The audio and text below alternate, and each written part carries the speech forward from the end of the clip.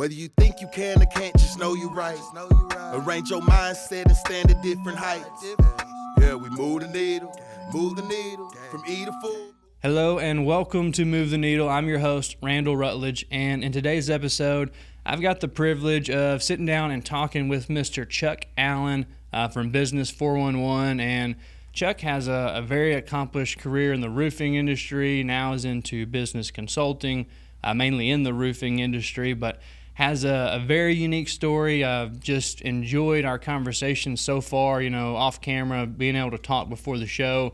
And I think we're going to have a good one today, folks. We're going to be able to extract some value, extract some lessons from Chuck. And Chuck, welcome to the show. Thank you, Randall. I appreciate that. And I would like to add, we're going to have a lot of fun doing it as well. 'Cause that's our thing, right? Having some fun. That's why we podcast. That's it. And if you can't tell just from, a few seconds in, Chuck brings the energy, right? He's got the personality, brings a lot of energy. So, we're going to have fun. We're going to learn some stuff, and we're going to try to move the needle, right? We're going to try to improve. So, Chuck, I want to take people back because now you are a business consultant. You're a podcaster. You've got a nice little following online on social media. Speak on stages. You get asked to go do training. You get paid by other companies to come in and say, hey, can you teach us how to do marketing? Can you teach us how to do sales? Can you teach us how to run an entire company, right? But I want to go back to, you said something that was interesting when you were telling me your story, but you actually started out as a truck driver and did that for a long time. And so I kind of want to start there because I think there's probably a lot of people that would say, well, I can't be a consultant. I can't be a podcaster. I can't be a businessman. I can't run a business. I'm just a truck driver, right? I'm just a blue-collar construction guy, and this is all I'm ever going to be, and this is all I'm ever going to know. Take us back to how that transition happened. Yeah, so it's been very strange, I guess, if you really look at it and sit down and put things together. But I grew up in Columbus, Ohio. I was born and raised there. Back in 1998, 25 years ago, I was working for a drywall company, and I had a bad day. I think I maybe smashed a finger or something. I don't remember what it was, but it was a physically demanding job, and I didn't really enjoy it that much. So it was maybe a Thursday, Friday afternoon. I don't recall exactly, but I was having a bad day. Driving home, I just happened to see on the side of the road a sign for a roofing supply company that was hiring. I turned my truck in, I got hired there on the spot, and 25 years later, here we sit. But it's been really kind of twisting and turning as we've gone. There's been ups and downs and all kinds of different events. But that was my start in the roofing industry, mm-hmm. right? So I was a delivery driver for a supply company in Columbus for the first 12 years of my career. And basically what that entailed was I drove a truck that had a conveyor belt on it. And we'd basically back the truck into the driveway. We'd raise the conveyor belt up. We'd put it on the roof. One guy would get on the roof, and another one would stand on the truck bed and literally just hand feed bundles of shingles. Mm-hmm. Not the smartest thing I've ever done, holding on for 12 years. We were just kind of talking off camera how, I'm happy I can raise my head or my arm over my head again. But it was very physical. It was a lot of fun, though, and that's always kind of been my thing. If it's not fun, don't do it anymore. But if you're having fun, I've never been really money driven. I'm more of an experience kind of person. So I enjoyed doing that. I got to meet a lot of really cool people, and I got to see a lot of cool things. Well, fast forward, the first 12 years was just that. I was a truck driver. Mm-hmm. Lots of cool experiences. But in 2010, I got an opportunity with that company to relocate down to Charlotte, North Carolina. We're going to open a branch of that business. I thought it was kind of cool that a truck driver got that opportunity, but I must have impressed somebody at some point. So they let me go down to Charlotte. I moved in, met a guy there in the parking lot the day that we opened it, and we literally built a roofing supply company from scratch. As an independent distribution company, that was very difficult because there are some major players in roofing supply, mm-hmm. And they were very close to my office there in Charlotte. So David versus Goliath type deal. We did really well the first couple years for having zero experience at that and really not knowing what I was doing. We built something pretty respectable, and I enjoyed that. But I am an energy kind of guy. I don't like to sit inside and, sit at a desk and do that kind of stuff. So it kind of ran its course for me. About 2.5 years in, I kind of just decided I wanted to try to do something different. Went on vacation, honestly, down to College Station, Texas, just randomly. And I met a gentleman there, started working for him just kind of on a whim. He owned a roofing business. I had a background in roofing, or so I thought at that point. Mm-hmm. And I told him, hey, if you'd give me an opportunity, I'll relocate halfway across the country for you. You can fire me on day one if you don't like me. But I believe in myself, and it ended up working pretty well. I was there for 6.5 years with that company. I learned how to sell residential and commercial roofing, which was a lot different than what my background was in distribution, unbeknownst to me at the time. So there was a lot of struggle in that. I had to really learn that homeowners don't care about all the specifics of some of the materials, and they really don't care about a lot of that stuff, to be quite honest. You're there to solve a problem for them. You're there to eliminate a situation. And we were kind of joking earlier that nobody's really ever looking forward to seeing the roofer, because it usually means there's a leak or some kind of problem. Once I understood that, and I understood what my purpose was, I was able to really start to succeed as a roofing salesman, to the point where I had several years where I did over $1 million a year in residential roofing sales, which is the measuring stick for the industry. So I felt like I had a good handle on that. Did that for 6.5 years. And back in 2019, I got an opportunity with a couple of buddies to relocate myself down here to San Antonio. There was a roofing company, Rio Blanco Roofing, which had gone out of business. There was a friend that was in need. He was kind of having some financial strife. So we bought the company, rebuilt it from basically death to a successful roofing company. It was good. We had multiple locations. We were doing good business, have a great reputation. But over the 4 years of doing that, from 2019 till today, I think I grew as a person and evolved into something different where, roofing wasn't really my thing. It wasn't as fulfilling anymore on that side. More frustrating having to deal with insurance and things like that can kind of drag out and mess with your cash flow. So back in February of this year, I decided I wanted to try something different. I had a girl on my podcast a couple weeks prior to that, and she really impressed me. Her name's Elizabeth, and she's the owner of Business 411, who I'm now working with. And we just kind of had a talk off camera about some things in life, and never would have considered her as an opportunity to partner up as a business deal. But when I announced that I wasn't going to be doing the roofing company anymore, she contacted me immediately, and I felt like it was a sign. So starting in a new direction now with that, but there's a lot to uncover in that history. But that's kind of a brief synopsis of the last 25 years. We can unpack from wherever you want from there. So I've got a few ideas, a few thoughts based on that, because what I hear, when I hear the original story is I'm driving a truck, I'm working physical labor, I'm breaking my back, and then, hey, do you want to go do this? Yes, I'll move across the country. I'm going to take this opportunity, doing something I don't really know a lot about, right? I know a little bit about it. I'm in the ballpark, but it's not my expertise. So, but yes, I can do that, right? And you did that, right? And then you come down to College Station, Texas, which was pretty ironic and pretty funny because that's originally where I'm from, and we had no idea that crazy. There was that type of relationship or connection there. And you missed the detail. You told me off camera, but essentially the way that you made it sound to me was you were sitting in line at a Chinese food buffet. Yeah, that's absolutely true. I was wearing a shirt from one of the roofing manufacturers, and I was just there. My dad lived in College Station, and that wasn't even really why I was there. It was just more of a random stop. But I met this gentleman there, and we just very quickly hit it off, and it was a very brief conversation. And that led to me relocating halfway across the country at my own expense, zero guarantees of anything. And I told the guy, if you don't like me, obviously you can fire me. It's your company. But I believe in myself. So I did it. I took that leap of faith, moved halfway across the country. And it was basically from a guy that I met at lunch randomly while I was on vacation there. Mm-hmm. So that's kind of my thing. My story is one of strange opportunities that just kind of pop up every once in a while, and I'm always willing to take them. And that's the nugget that I was trying to get to and uncover, was that you took that opportunity to go to North Carolina, right?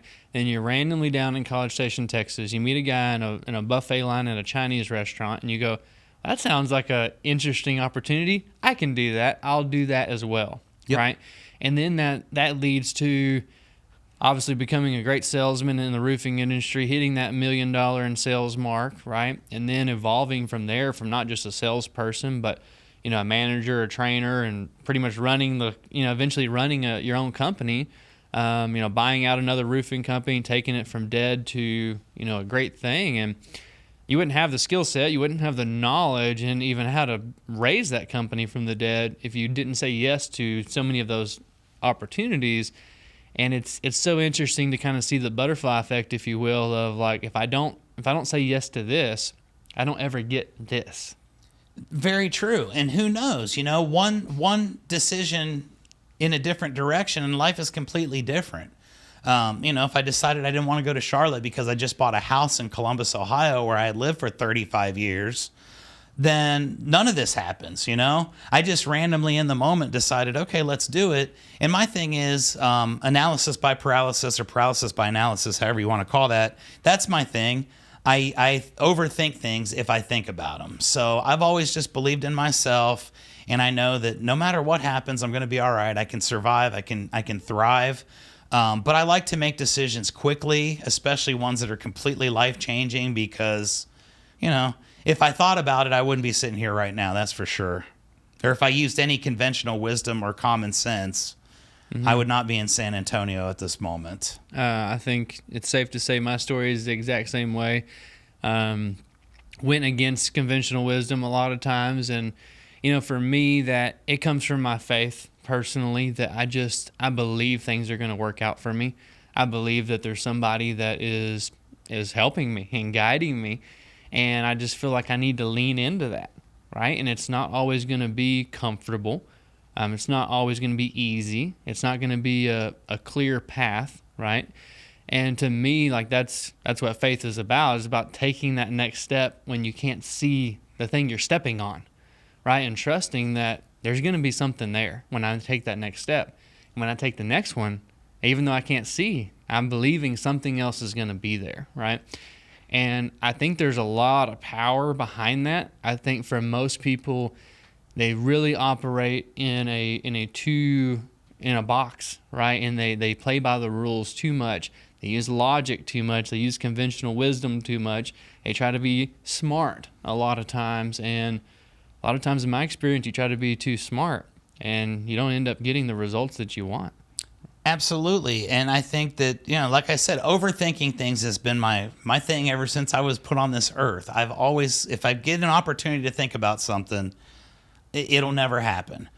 So if I just jump and then wonder if there's water in the pool after I, halfway down from the high dive, you learn a lot. I'm not going to say that I probably haven't messed up more things than I've gotten right in life, but I'm actually kind of proud of that, because that's what it's about. It's experience. It's, hey, I could have still been driving a truck if I really wanted to. That was a secure job. I just bought a house. Everything was going well. But I didn't want that. I wanted an adventure. Life is short. You only live once, like they say. And I thought, if I can get out and do something different that nobody else has done, maybe one day I'll get asked to be a guest on a podcast to tell the story, or, who knows, something cool could happen. And if you're not willing to move around, some of those relationships and networking opportunities will never develop. So I think just my mobility and my ability to just adapt and willingness to say, hey, I know Chuck, he's a superstar. He might screw up 99 times out of 100, but on that 100th one, it's going to be amazing because he learned from each of those mistakes. And, 101, I'll probably screw up the next one, but it'll be something that'll be worth screwing up. I take big swings for things and hope for big rewards, but sometimes you get, sometimes there's not water in the pool when you land, and you have to learn how to adapt. And that's part of life too. And I wouldn't be who I am without making foolish mistakes and also some calculated decisions along the way. I love that.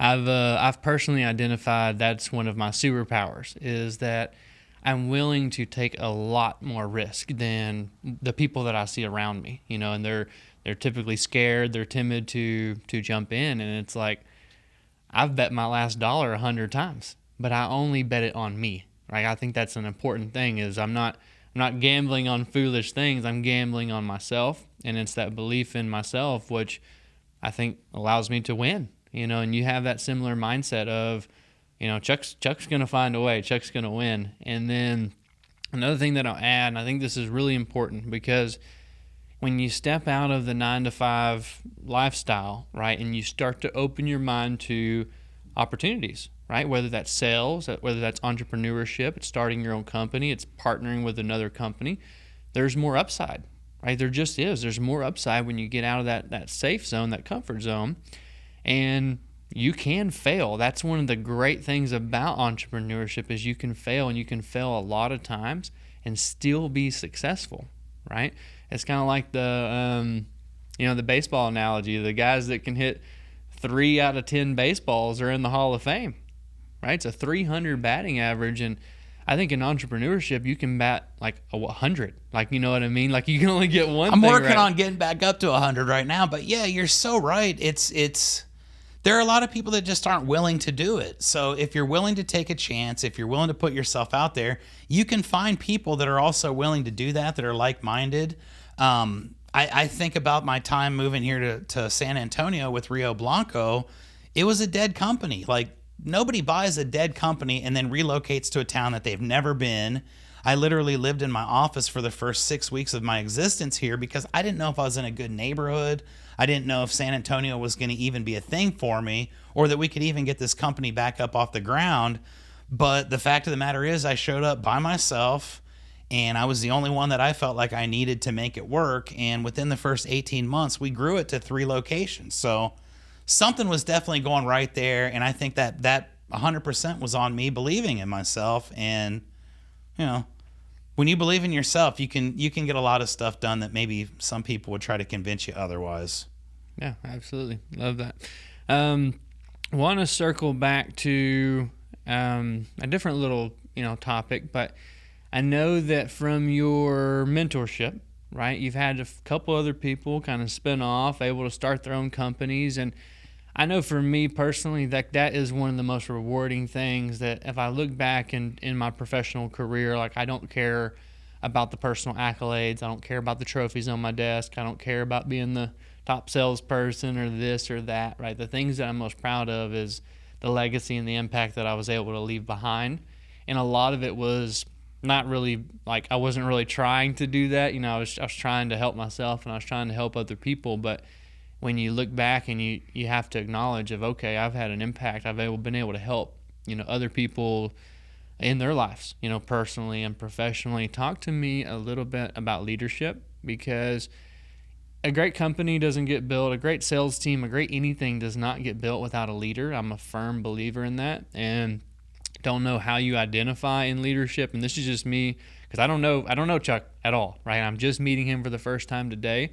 I've done a little bit of research, but I just listen to you talk. I see you as a leader, right? And so talk to me a little bit about leadership, your style, your thoughts around leadership, anything you have that kind of comes to mind. We're talking about leadership. Yeah, for sure. So with a brand new company, it's very difficult to convince people that this is going to be the next big thing, right?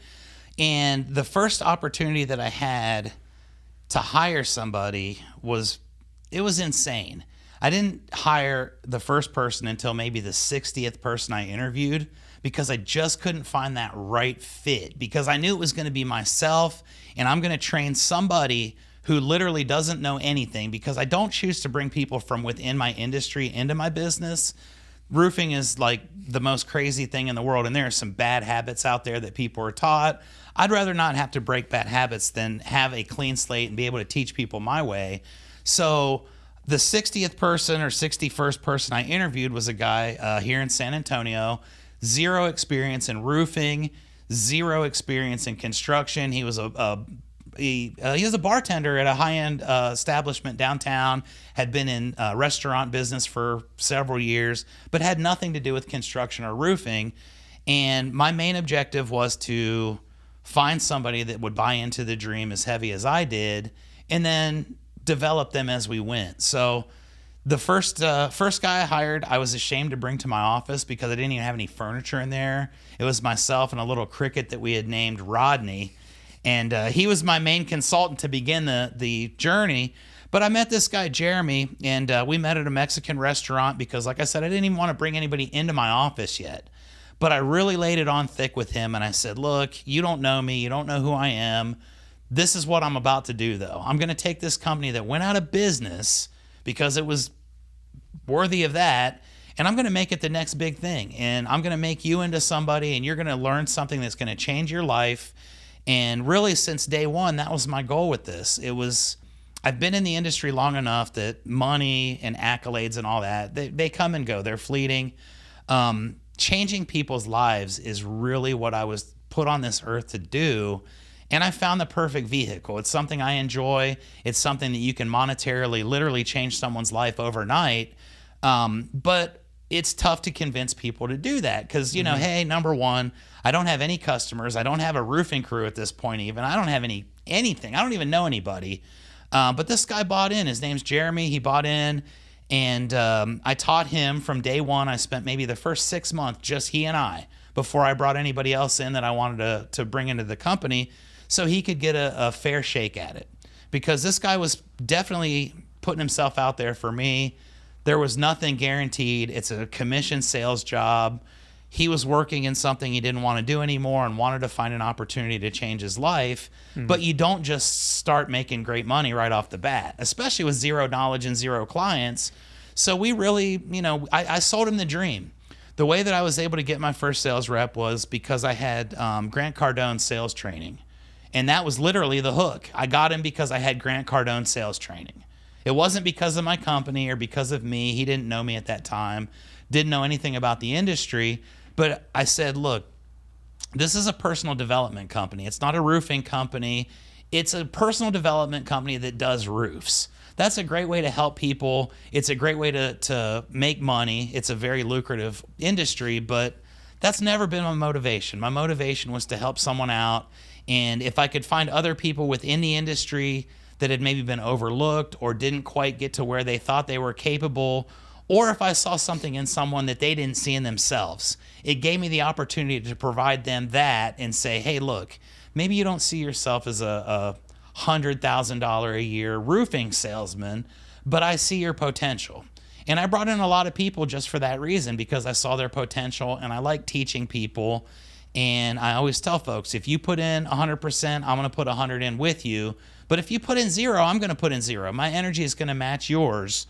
So I had to find the right people. I found the right guy. He stuck with me through some very lean times and ended up leaving his other job so he could go all in with me. And once somebody gives you that vote of confidence and they say, hey, I believe in you so much that even though this is an empty building, I'm going to quit what I'm doing. I'm in. Then, you know, I'm going to go all out and I'm going to make sure that they're taken care of. So we did that. We brought in some more guys. We were really, you know, developing the company. Like I said, I had 3 branches. I had management in all 3 locations. I had an office manager that was in my Tyler office. And at one point we had about 25 or 30 employees total in the company. And, you know, that to me is the most fun thing. It was teaching somebody a new skill, showing them that there was something out there that they could do, even though they don't believe in themselves at that point. Because to just have a random person and say, hey, you know, Randall, you can come sell roofs for me, buddy, and I can help make you a $100,000+ a year doing it. I believe you can do it. You're probably going to look at me and say, dude, come on, you're crazy. Like, that's just not my thing. Yeah. And that's what I faced with my ideal prospect. They're not roofing salesmen.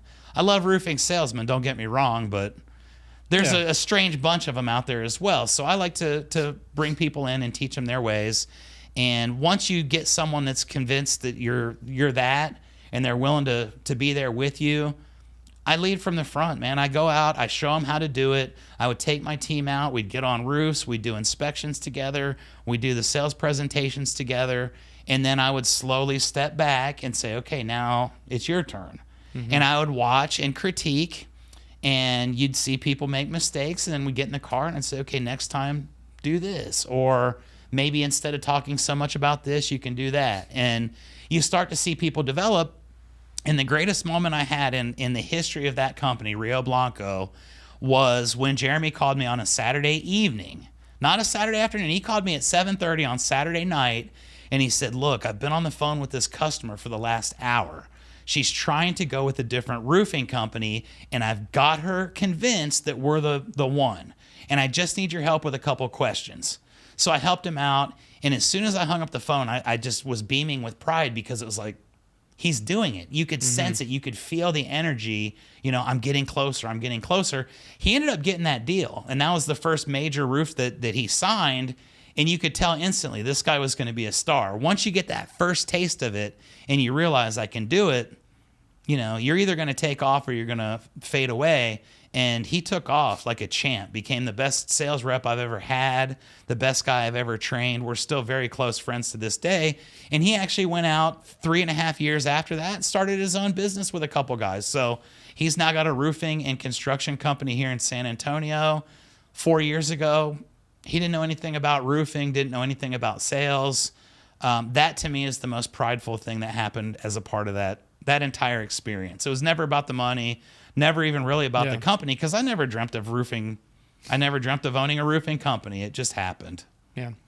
I love that. And I mean, if you don't do everything that you're supposed to do, right? If you don't say yes to all those opportunities, you don't work on yourself, you don't work on becoming a great, salesman and becoming a great person in your industry, that guy never has the opportunity to step in there, right? And surely, sounds like a good guy, probably be successful no matter what, maybe doing something different. But, I love to see those crossovers where, things that you did were able to affect and help other people. And it's funny when you're saying this, because I'm a sales guy, I run an insurance office, and I don't hire anybody that is already in insurance for the same reason. They typically have a lot of bad habits. And I like to find people that have no sales experience and no insurance experience, and that's actually who I prefer to hire for my sales roles, is not experienced sales reps, not insurance people. It's the bartenders, it's the just the average person walking down the street, and like you said, maybe they just haven't had that opportunity. I know that was me at some point in my life, right? I didn't have that opportunity, and somebody reached out their hand and actually told me the same thing. And they believed in me before I believed in myself, right? I had people tell me, Randall, you can be in sales. I'm like, what? What are you talking about? You can do well. You can make, $100,000 a year in sales. And what are you talking about? I don't know. I can't do that. I don't like to talk to people, yeah, right? I'm shy and introverted. Like, how am I going to be in sales? I don't even like talking to people at all, right? And those people were right, and I'm glad that they had that confidence in me, because that planted a seed inside my mind that grew and grew and grew. And then eventually I started to believe in myself, right? And then once I started getting results, obviously that was the feedback that I needed, that scorecard, if you will, that says, hey, you're winning, you're doing really good. Talk to me a little bit about, and this is a tough one, okay? And I like that. Good. This is one for me, honestly. I want to learn from you, since we have, very similar backgrounds. Because one thing that I often find is I will believe in somebody more than they believe in themselves, right?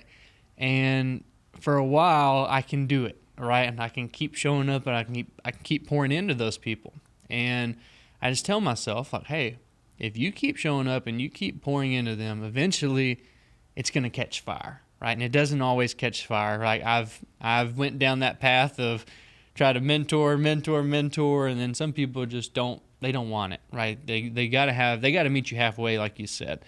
But talk to me a little bit about how do you instill belief in someone that doesn't have belief in themselves? How do you do that? Well, we live in a time now where there are a lot of different ways that you can do things that you couldn't do 15, 20 years ago when I got into the industry. One thing we did, I just told you that when I moved to San Antonio, I didn't know a human being here. Well, we have this cool thing now called social media. And basically the way that I started my company back up was I went to Facebook and I typed in the word San Antonio, Texas, and then I just started hitting friend requests for as many people as I could. And thank you to all those random people that accepted my request, because if none of them would have, again, I wouldn't be sitting here. But what we then found out was we had a social media branding company as well in our organization that you could really get yourself out there pretty quickly and become established. And we started promoting our people that way through those channels, through our social media. We had a lot of really cool stuff that our video team would do for us. We would have our team come down, our film crew, and follow our sales reps around, follow our crews, make them into superstars in the industry, if you will.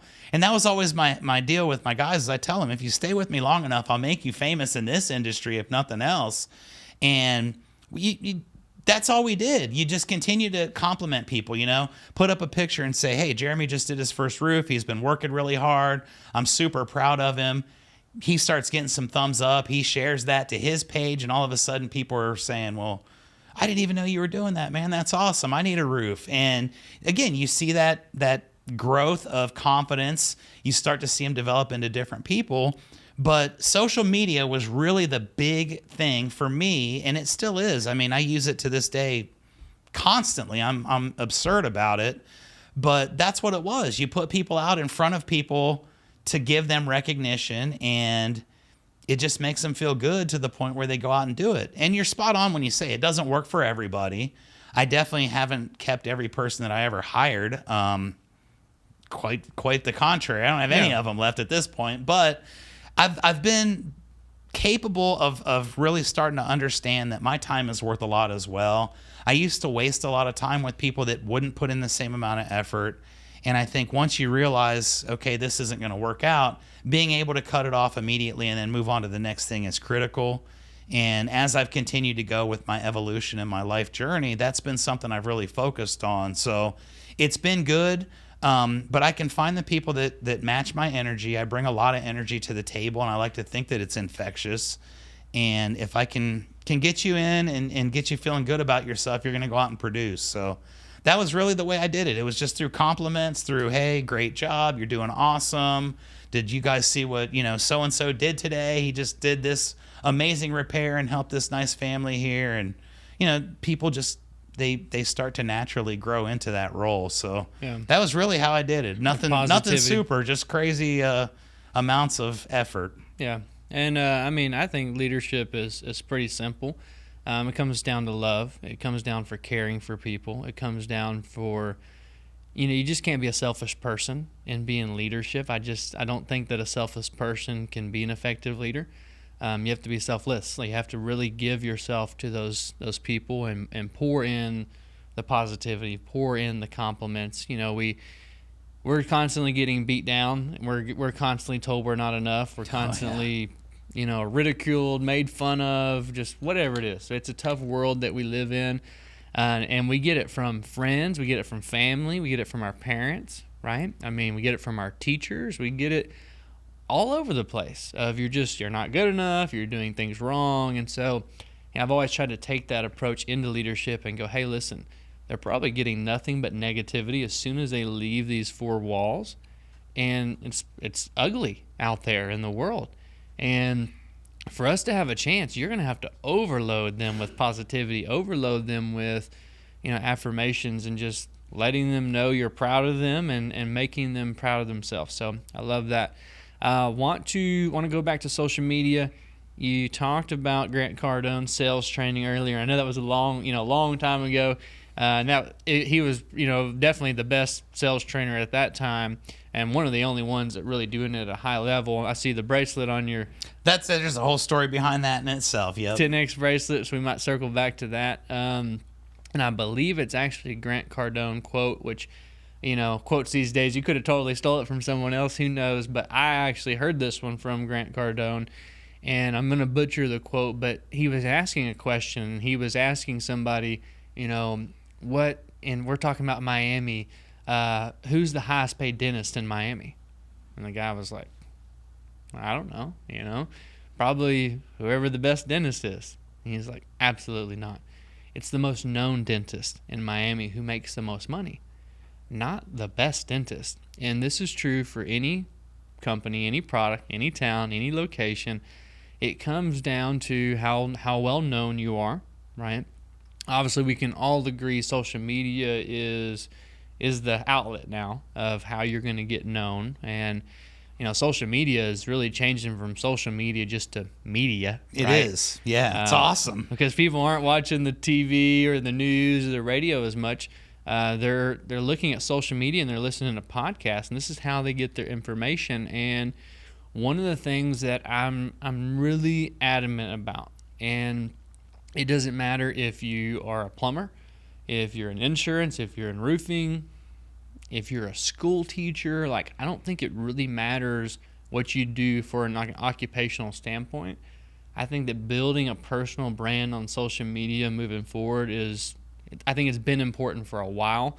I think it's going to become even more important, and trying to get that message out there to people where they can start to take this stuff pretty serious. Even if you're in a blue collar industry, even if you're a school teacher, right? I think you need to be posting on social media. You need to have people that are familiar with you, and you need to build that personal brand. You don't know where the world's going. You don't know how things may change. Your occupation may change, and you may need that, right? So talk to us a little bit about building a personal brand. Yeah, and it's funny that you mentioned this bracelet here. This has actually been on since January of 2019, and this was before I ever came to San Antonio. As a matter of fact, this is one of my memories that's left over from my life before that. I was at the 10X Growth Conference in Miami for Grant Cardone in 2019. It was at the Miami Marlins baseball stadium, and I'd never seen anything like it. Allegedly, there were 35,000 people. I don't know. It's kind of hard to gauge because of how big the thing was, but there were a lot of people there for a personal development conference. This is when I understood the value of networking. Some of my best friends I met at that conference, and I'm still very close with to this day, but the quote that you're thinking of is, if they don't know you, they won't flow you. And that's the way that Uncle G said it. If they don't know you, they won't flow you. And I didn't understand what he meant, but he's like, to get to this conference, how many emails do you think I had to send out? And I think it was like 200 million or some ridiculous number. And he's like, every single morning you're getting them and you're getting them. And at first it's kind of funny. For the first couple of days, you're like, whatever. You just get rid of it. A week or two in, you're like, all right, Grant Cardone still. 6 months in, you're like, dude, this is ridiculous. And he said, guess what?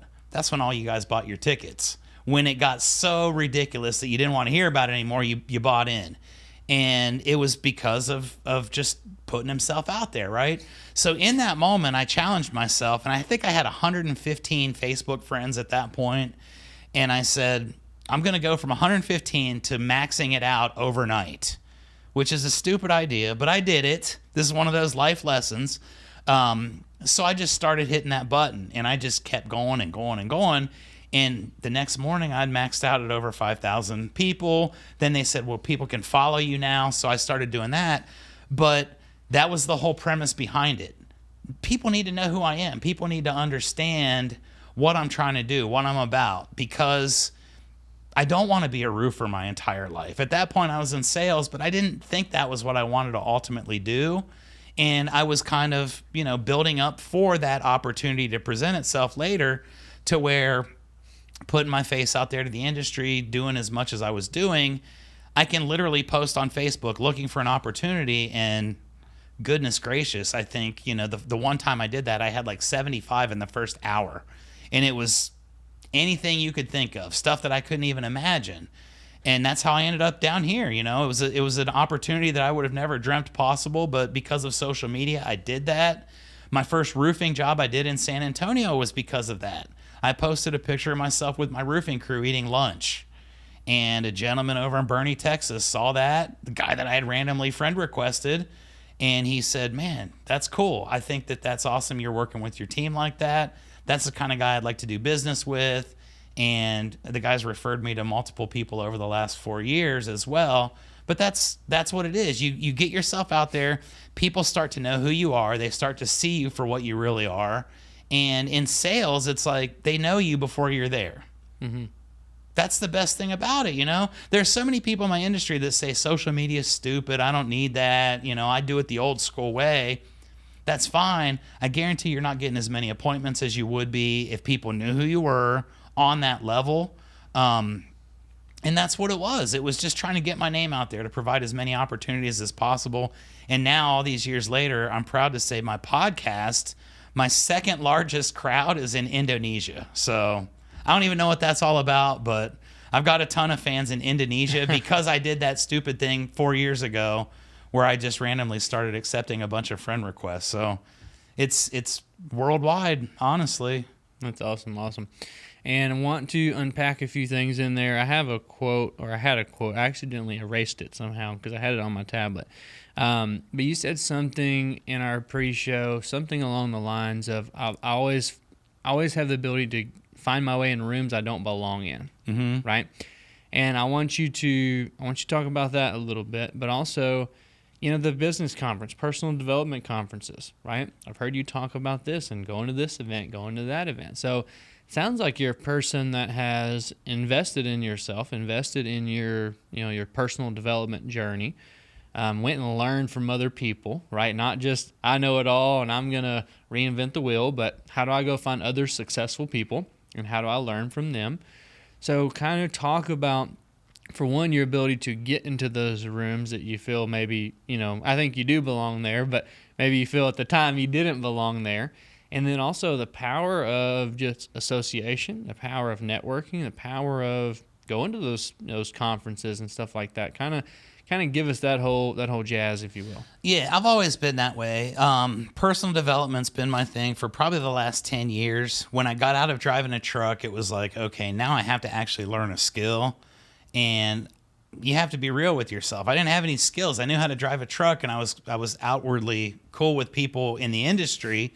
But that's not going to get you too far. So I've always invested in my own personal development, and I can remember the exact day that this happened. I had started at College Station in 2012, and very early on, Amarillo, Texas got smashed with giant hailstones. So every roofer's dream is to go find a big hailstorm and you get rich overnight. I didn't know what the heck was going on. So that was my goal at that point. Oh my gosh, 7 or 8 hour drive away, just got hit with hail. Let's go. Mm-hmm. And I went there, and in the 2 months I was in Amarillo, I didn't sell one roof. I actually was in the hole because the only way I got anybody to pay attention to me was like I would offer to do things for free for them, which was a complete waste of my time in hindsight, but I was learning. After that 2 month period, I literally came back to College Station and told my boss, I need to take a break. Like, I don't think I can do this. I literally just failed more miserably than I ever have in my life. I'm a little bit down on myself. I don't think I can pull myself out of this. And he said, okay, cool, whatever. I took a couple months off. I went back to Ohio. I went back to doing what I was doing before, driving a truck. I felt horrible about that because there was a sense of accomplishment that was definitely lacking. So I one day I looked on my iPhone and I started typing in under podcasts, sales. And there was a guy named Donald Kelly. His podcast is called The Sales Evangelist. He's a great friend of mine to this day. He's in Miami, Florida. That was the first podcast I ever listened to. And it was maybe his first or second episode that he had ever done. He's done thousands of them now, and he's highly successful in multimedia and all, but that was his start. And I just started picking up little things. I started realizing, okay, when I was there, I was talking about the wrong things. I was talking too much about myself. I was talking too much, How are you going to tell me what you need if I won't let you? Or if I'm telling you what you need instead? And I started understanding these things. And from that, one of the most influential people I've ever met in my life, someone I just texted on my way over here, as a matter of fact, showed up in a random YouTube video. It was a gentleman by the name of Mike Code. He's a roofing sales consultant, trainer. And I started watching these videos of him, and he was kind of sparking my interest back, right? Because I'd kind of given up on it. I hate to say that because I'm not a quitter, but I kind of did. I was dejected. I was defeated. I was driving a truck again 4 or 5 years after I had last done it. That's a major step back. So I met Mike Code through that. And he helped me start learning how to do the sales through his YouTube videos, which then one of his videos was talking about investing in yourself. And it was, the free training never has the same value that the one that you pay for does. And that really hit me hard. So I invested in Mike's training course right there. It was, I don't remember how much it was, but it was close to 10 grand. And I didn't have $10,000 to invest at that point, but I needed to do it. So I bought in 100%. I bought the thing, started learning from that, got myself feeling good again. I went back to College Station. I went back to the same guy and said, look, I know I was garbage before. I'm much better than I was a year ago. I guarantee I can do this. And again, if I can't, just get rid of me. I'm just asking for a chance at redemption for myself, right? And I got in there. I started doing it. The first day I sold a roof. It was like, all right, now I'm on to something.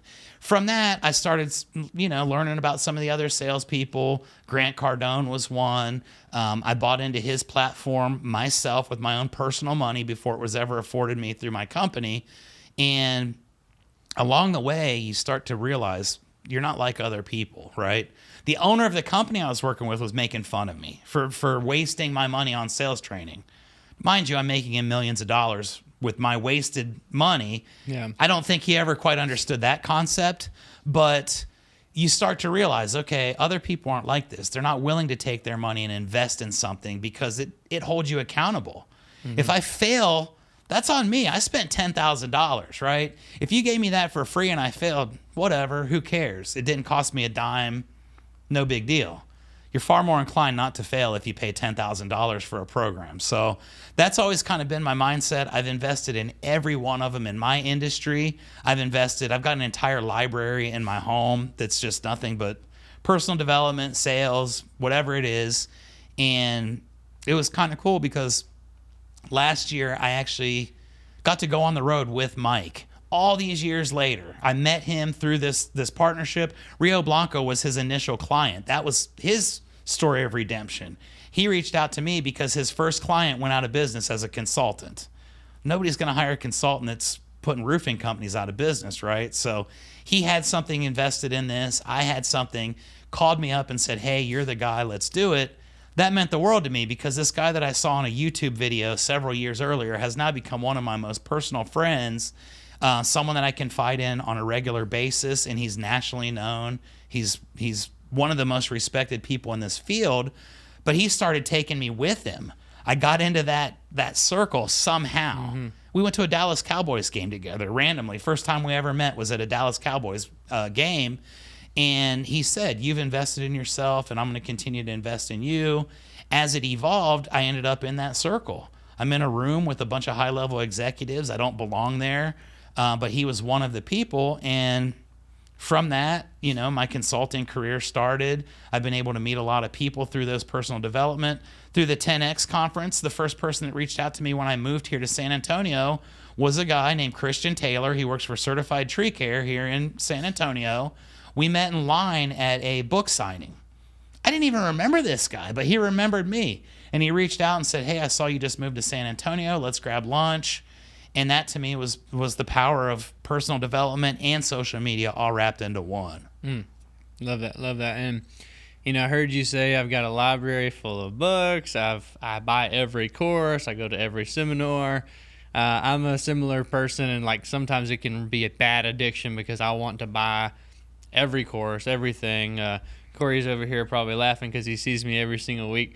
I'll buy anything, but I'm a learner, right? I love learning, and I can't stop learning, and I attribute a lot of my success to the fact that I've just learned a lot. I never stopped learning out of school.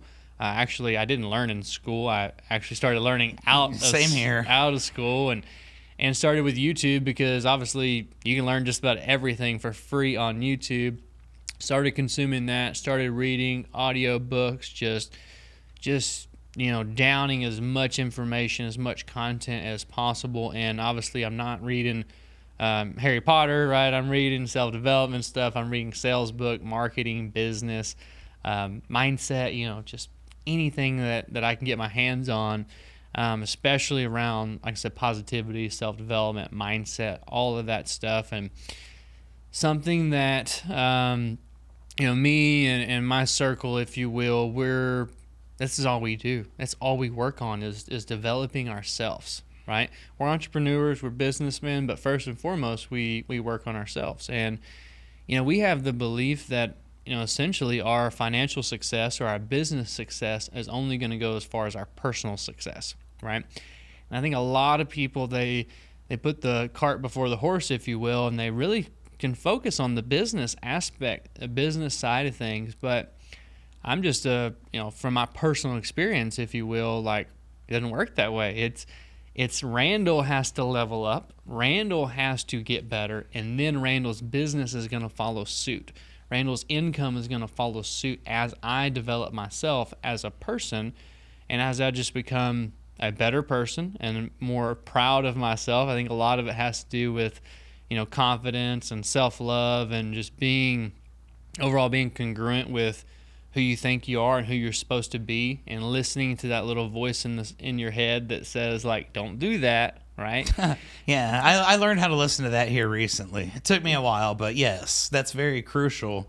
And it's so critical, right? To believe in yourself and know what you're doing.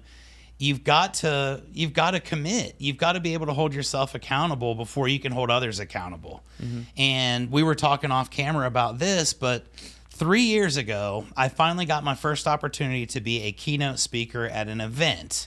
And this is not just some local event. This is one where people are flying in from all over the country and they're seeking high-level consultation. We did a headshot deal, and I was joking, my head was like this big at that time. And over the last 3 years, I've lost almost 100 pounds because I looked at myself in the mirror and was like, dude, I wouldn't follow that guy.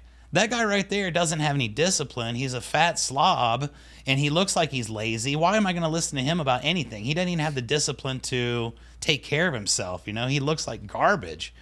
And once I started really holding myself accountable again, because I've always done that, but there was definitely a lull there for a little while in my life where I got comfortable, and I just realized, you can sometimes just skate by on talent. I don't recommend doing it for too long. So Once I realized that my talent was going to get me just to a certain level and I had to actually invest, that's when I started doing that. And my discipline became a little different. I started going to the gym. I started working out. I get up at 3 o'clock every morning, and you'll find me at Planet Fitness every single morning during the week. On weekends, you'll probably find me there too, because it's now a lifestyle. And now I can look at people and say, hey, look, that's not an excuse. I had a guy that couldn't get on roofs because he said he was too heavy. Well, guess what, dude? There's a simple way to fix that. But the only way you can do it is you have to do it. I can't do it for you. You have to hold yourself accountable. And I think once you can hold yourself accountable and you can be truthful with yourself about your strengths and weaknesses, and you can literally just say, hey, look, I'm good at this and I'm bad at this. This is what I need to either cut out or get better at, or I need to focus on this more. You become more credible, and then people will listen to you. And I'm at the point now where I probably get 8 to 10 phone calls a week from random people that I've never even met before in my industry. And they say, hey, I want to ask you about a specific thing. I had a guy yesterday that I never met before ask me a question about insurance, of all things. And I take a lot of pride in that because I've now got credibility. People see you building that up. They see that you are who you are and that you're disciplined enough to say, I'm going to do this. I made the proclamation, I'm going to lose 90 pounds. Actually, I was going to lose 20 pounds. I far exceeded what I was supposed to do.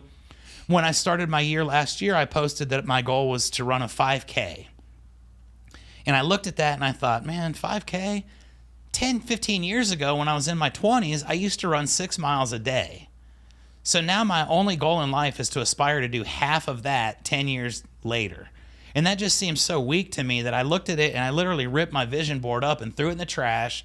And then I went and got another one and I said, I'm going to do a 10K, which was, still not even any better because I used to do the same thing every day.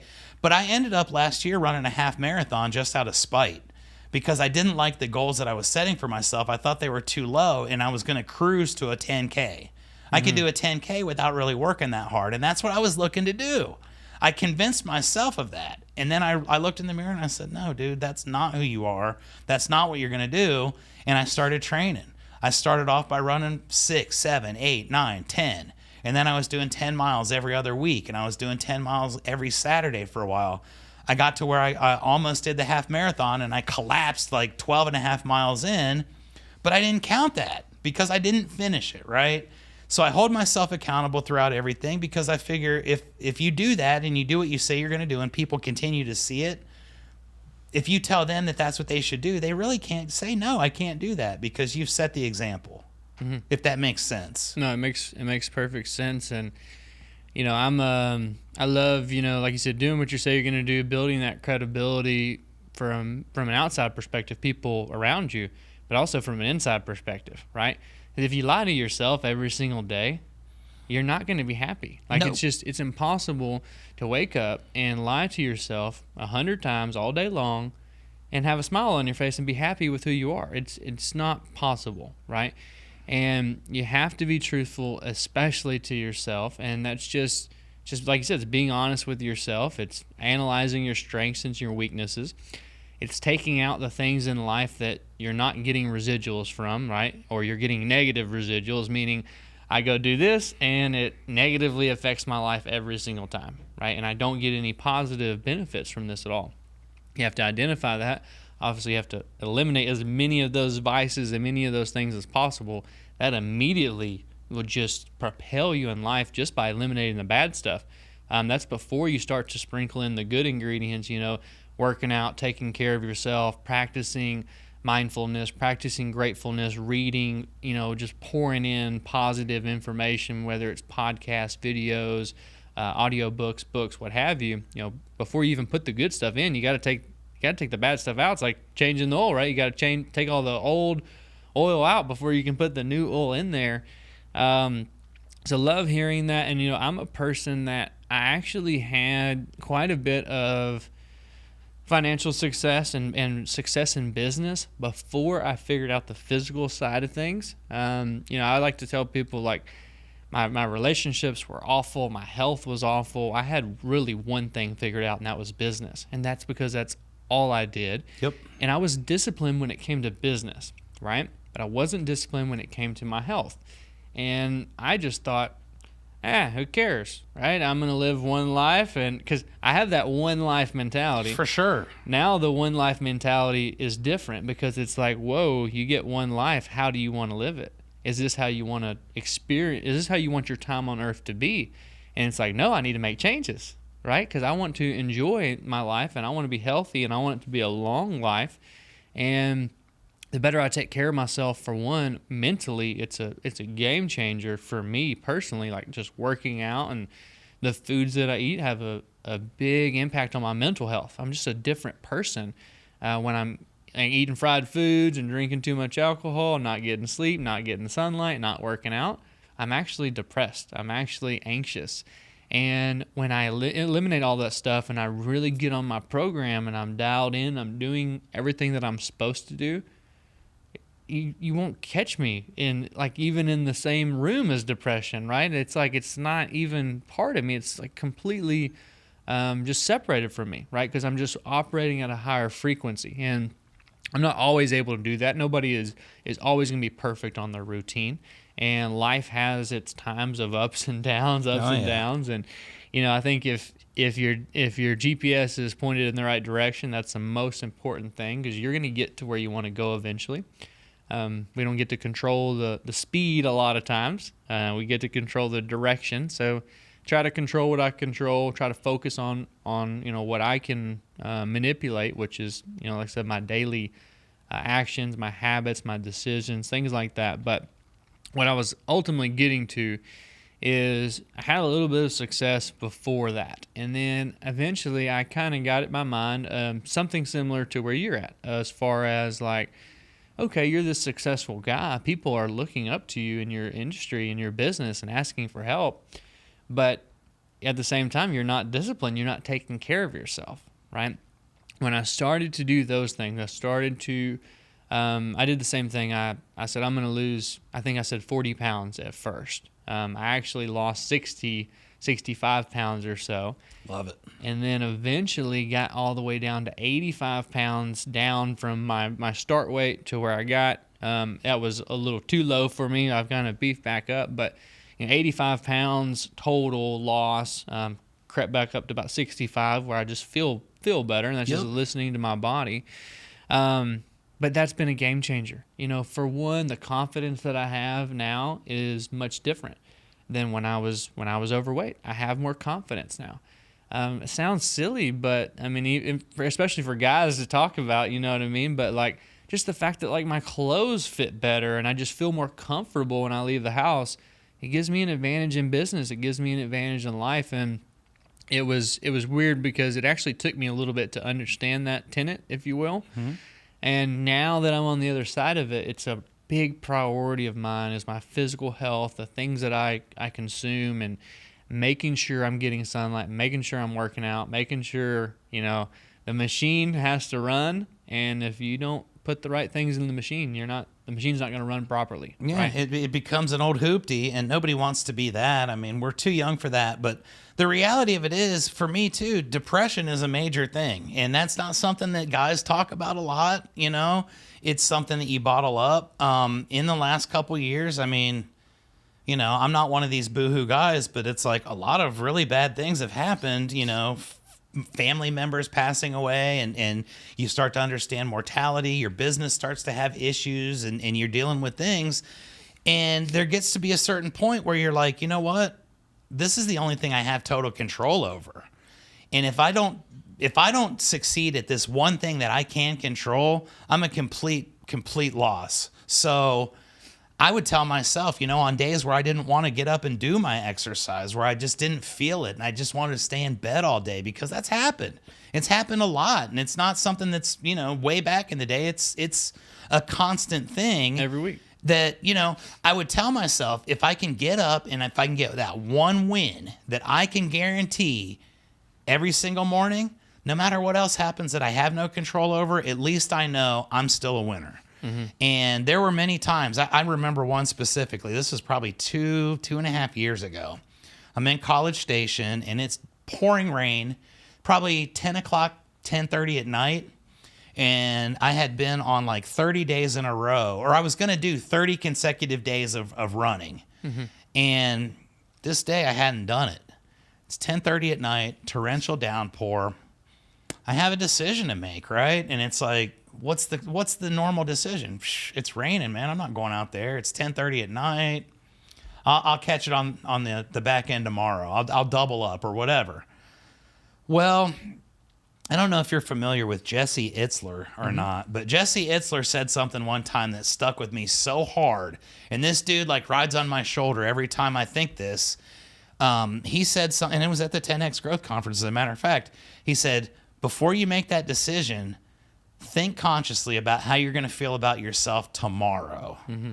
And it's 10:30, coming up on 11 at night, and I have to do a 3-mile run. And the gym's not open anymore because I was lazy and I decided not to do it. I put my stuff on. I ran my 3 miles in that torrential downpour. And when I woke up the next morning, I felt great. And I knew, had I not done that, I'd have felt like either garbage, or I would have completely accepted that as my new normal. And I would have started making all kinds of reasons why I didn't want to do it, why I couldn't do it, why I'm not going to do it. And that was the decision right there in that moment. And I said, I'm not going to ever forget that feeling. So now everything I do, if I didn't want to get up at 3 o'clock this morning and go to the gym, I promise. My back hurts. I was traveling all week last week. I'm just kind of worn out. But at 3:05, little Jesse came back out and he's like, dude, if you don't go, at noon you're going to feel like you've done something wrong, or you're lazy, or you're not going to accomplish that win. And I won my day. But by 4:30 this morning, I had already won my day. So no matter what happens from here on out, that's my deal. And there were a lot of things beyond my control that would normally have dragged me down, that would have brought me into an even deeper depression. And it was pretty bad. I'm not going to lie. There was a lot of things compounding all at once. And that was the only thing I had, to keep my mind clear, to make sure that I could see constant progress. So once you get into that mindset to where, you said it earlier, I can lie to myself. I can lie to you. You don't know if I went to the gym at 3 o'clock this morning just because I'm telling you I did, but I know I did. Yeah. And if I'm sitting here telling you that and I'm lying to myself, who am I really fooling?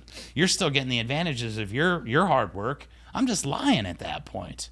And I'm not a liar. I'm an honest person. I believe in that, and I believe in leading by example. And it's amazing because I put that journey out on social media, and I have people reach out to me all the time from my industry, from my friends list. Dude, I see what you're doing because of you. A guy yesterday joined the gym. He called me in the morning and said, I'm going to get a gym membership today because I'm sick of the way I look, and I see you every morning doing that. I'm going to do it because of your example. Mm-hmm. And that, again, goes all the way back around to I want to help make people's lives better any way I can, and you've got to do it with yourself first. If I was a fat pig telling you to go run, you're not going to run because what do I know, you know? I learned that from my overweight personal trainer that I had many, many years back. I had to fire him because it was like, dude, how are you telling me what I should do when you're not doing it yourself?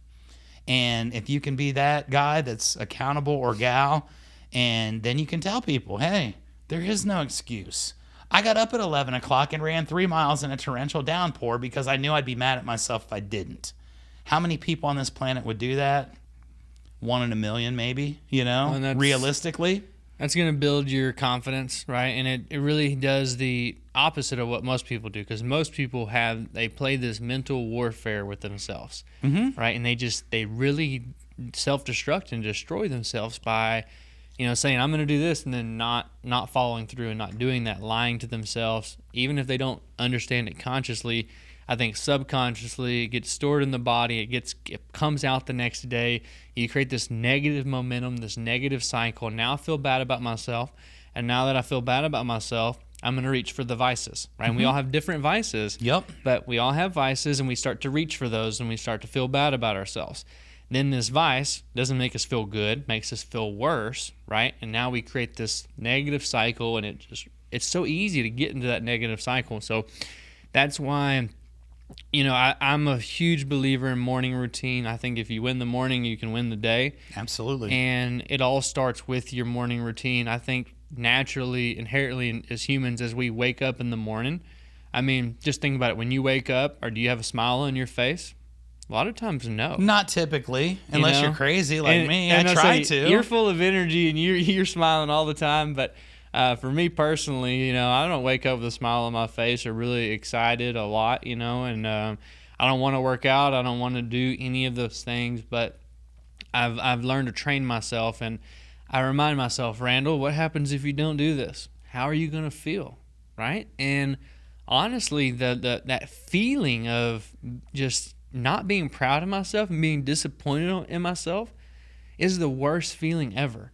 And so it's like I want to avoid that feeling of me being disappointed in myself at all costs. And it sucks because you will have to run in the rain sometimes, and you got to do things you don't want to do. And I'll constantly catch myself like, well, you know, for one, either if I said it, I got to do it now. And then for two, it's kind of like, you know, I would just ask myself, how is this going to make me feel? And if I feel okay with the decision, I don't have to do it. But if I can feel something, if I feel that little Jesse, you know, in my ear going, you're going to feel guilty about this. You're going to feel bad about this. I have to stop what I'm doing, and I have to, you know, go the other way, or I have to do the thing I didn't want to do, or step away from that vice or that temptation that's placed in front of me. And it's the most satisfying feeling in the world when you don't give in to that little voice, the bad voice, right? And you listen to the good voice, and you start to build confidence with yourself, and it starts small, right? Maybe it's, for me, at one point in my life, it was like, hey, just drink 3 beers before you go to bed, right? And that was an accomplishment. Right, yeah, that's a big deal at one point in life, for sure. That was an accomplishment for me, and that made me proud of myself. Now, if I drank 3 beers every night before I went to bed, I'd feel terrible about myself. I'm in a different place in my life, and I have a different relationship with alcohol, but it doesn't really matter where you're at. I think you got to start stacking those small wins. You got to start finding ways to be proud of yourself, right? I think morning routine and morning momentum is just absolutely crucial. You talked about something that sparked my mind.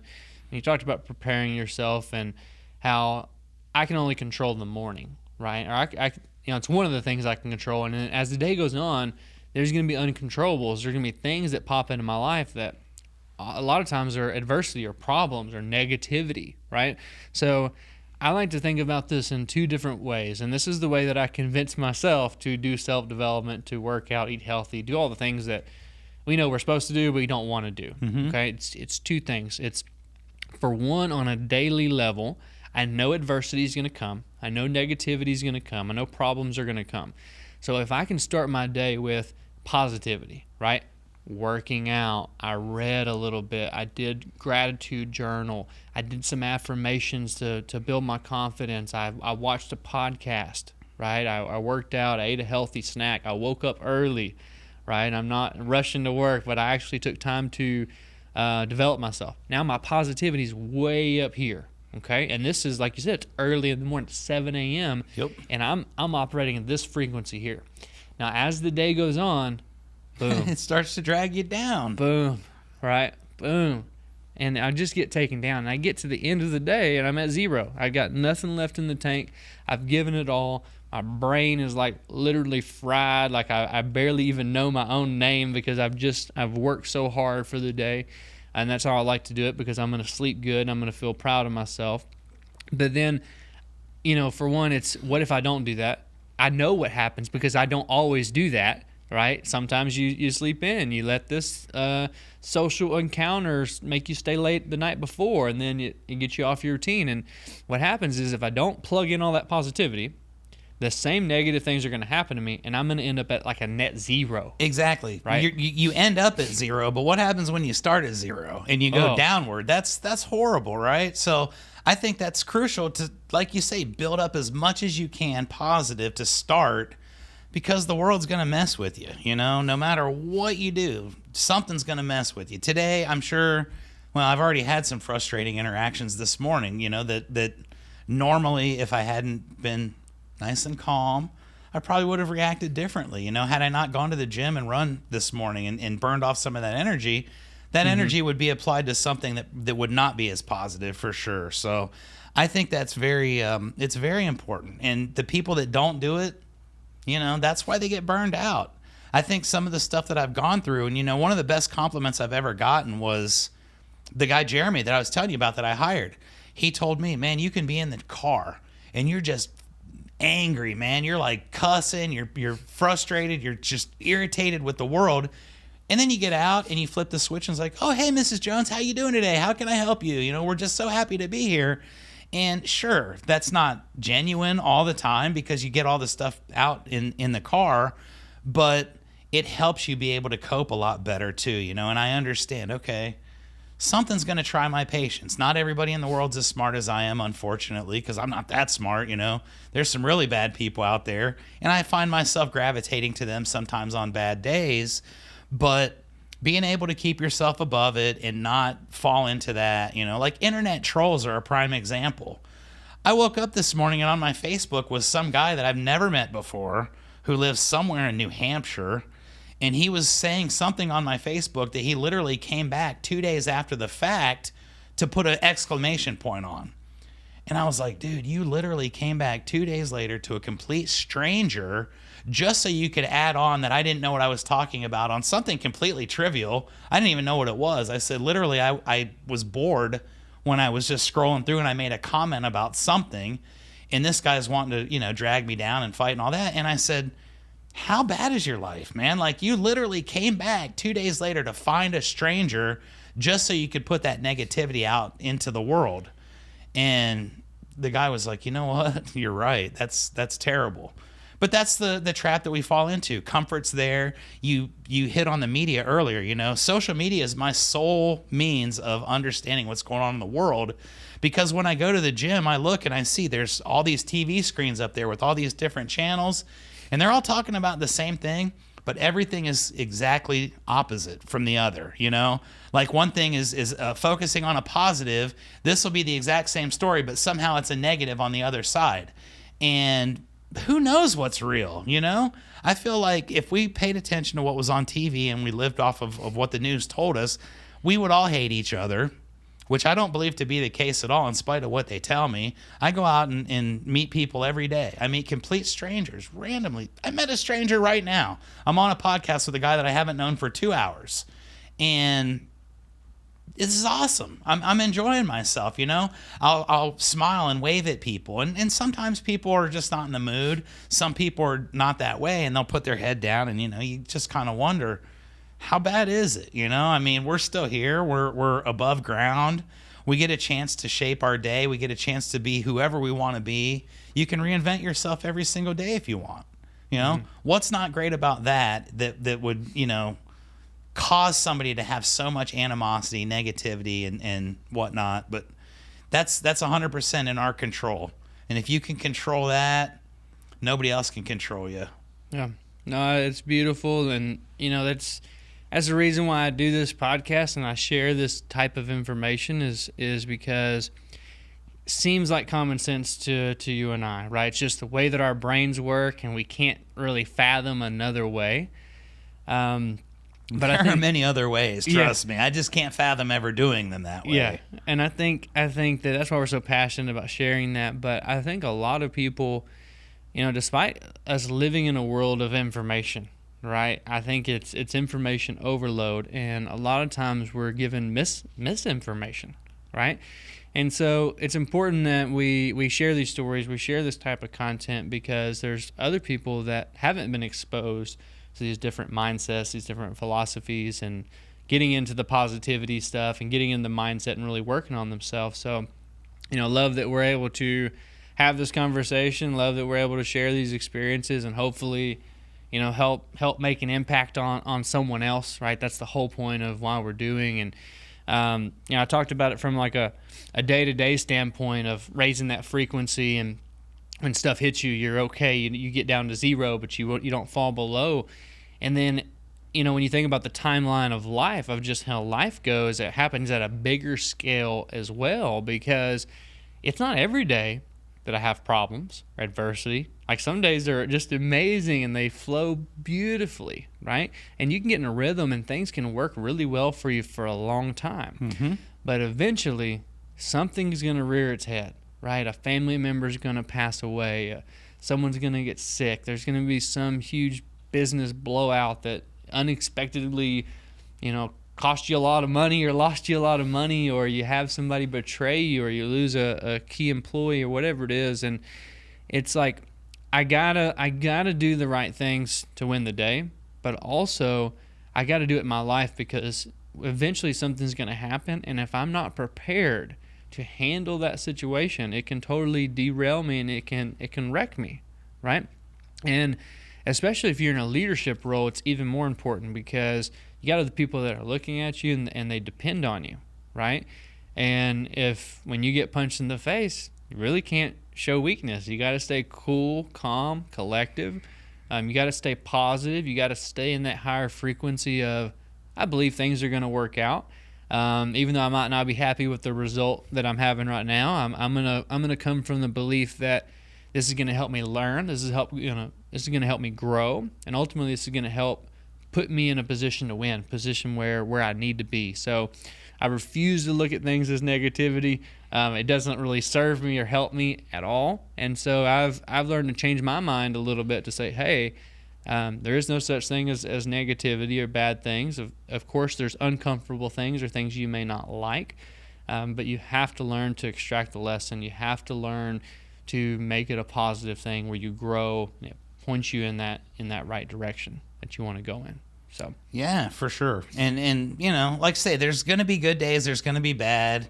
We don't know what's going to happen. I mean, I might leave here, heaven forbid, someone runs a red light, and this could be the last time anybody ever sees me on this planet.